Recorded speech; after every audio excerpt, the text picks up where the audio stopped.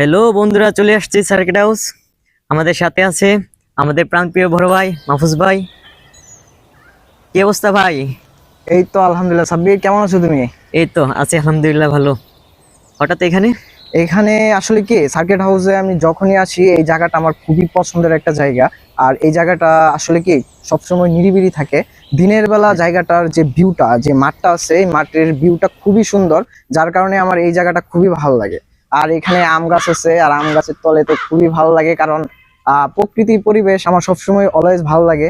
আর বিশেষ করে এই জায়গাটা, যে এখানে আমি যখনই পার্কে ঢুকি সার্কিট হাউসে, তো এই জায়গাতে আমি অবশ্যই সবার আগে ভিজিট করি, কারণ এই জায়গাটা সবসময় নিরিবিলি থাকে। আর নিরিবিলি আমার পছন্দ, যার জন্য ভাইয়া এখানে আসা। আর তোমাকে তো ভাইয়া আজকে কষ্ট দিয়ে ফেললাম, কারণ আজকে তোমাকে অনেকটা বাইক ড্রাইভ করাইছি, কারণ আজকে আমার মন ভালো না, যার জন্য আজকে তোমাকে নিয়ে আসছি ভাইয়া। অলওয়েজ ভাই, এটা কোনো বিষয় না।